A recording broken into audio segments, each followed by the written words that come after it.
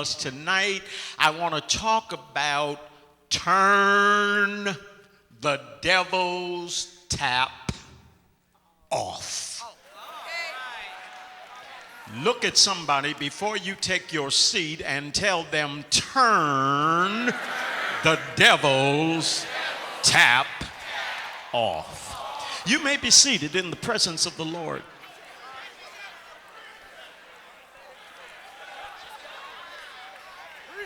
The story is told of a mental hospital that devised an unusual test to determine when a patient was ready to go back into society. What they would do, they would bring the patient into a room if they were to be released, where a tap of water was turned on and water pouring out all over the floor. So what they would do, they would hand the patient a mop, and they would tell the patient to mop up the water. Now, if the patient had sense enough to turn the tap off first before mopping up the water, they knew that in this final test that the patient was ready to go back out into society. But if, as in many cases, you started mopping up the water while the tap was still running,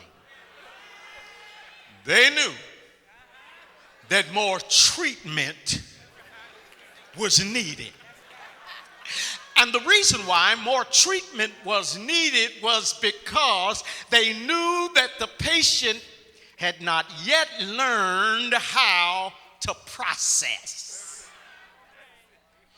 You're still dealing with minors when you ought to be focusing in on major. You're looking at a smaller problem. I know you're trying to mop up the water, and you want to show me that you can mop up the water, but the water is still going to be there until you learn how to process and turn the tap off. Well, I come to speak to somebody tonight because I am finding in so many lives there are people who are doing the same thing, because on this Christian journey,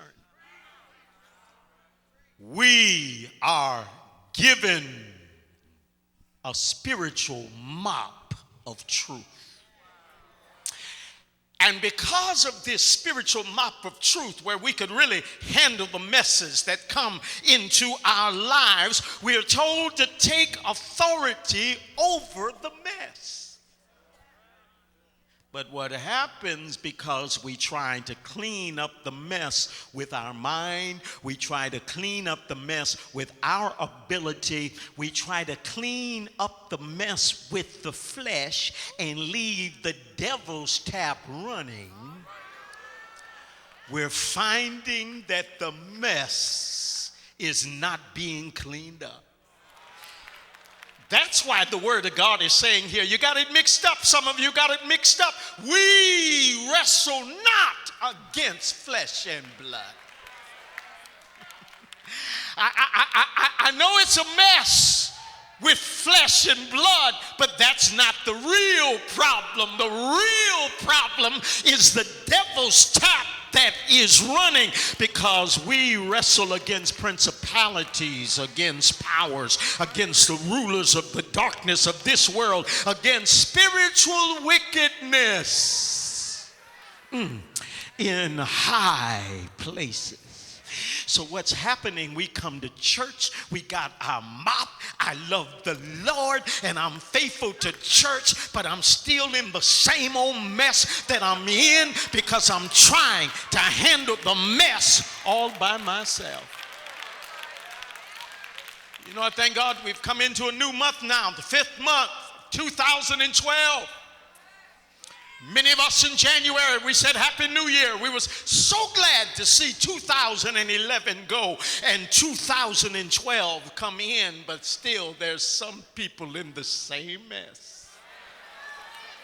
Because when you look at the number 11 in the Bible, biblically speaking, the number 11 means chaos and confusion.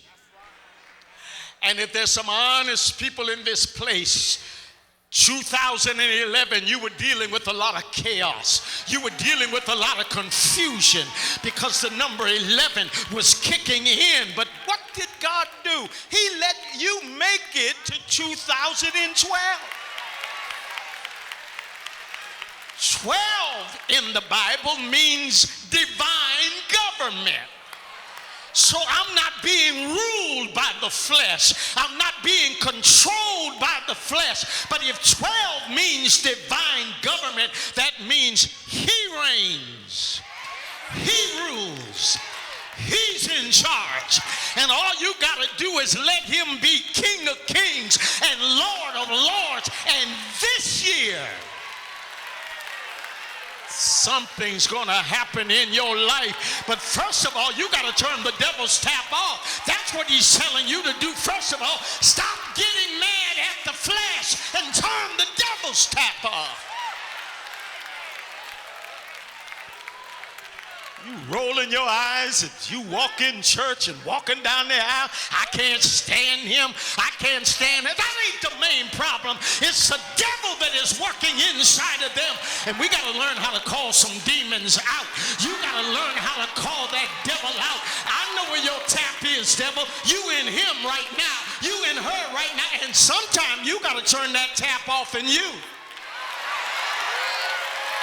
Why don't you look at somebody tonight, tell them, turn the devil's tap off. Turn it off, turn it off, turn it off, turn it off, turn it off, turn it off. Now listen, sit down for a moment. I want you to understand something as it relates to spiritual warfare. I want you to be clear on spiritual warfare and what it's all about.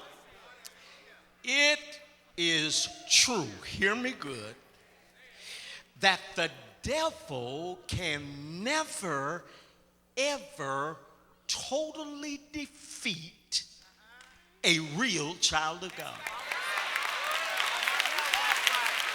Now, I'm talking about somebody who has really been born again. I'm not talking about somebody who just comes to church. I'm talking about somebody who has a real relationship with the Lord. He's real in your life.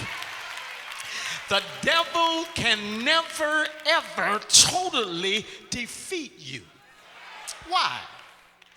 Because the devil can never get us back into the position of unconscious control.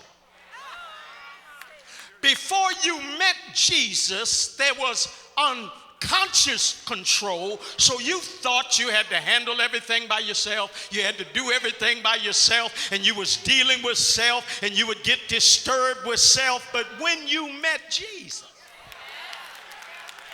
and found out all I have to do is turn this over to Jesus, and he's able to work it out.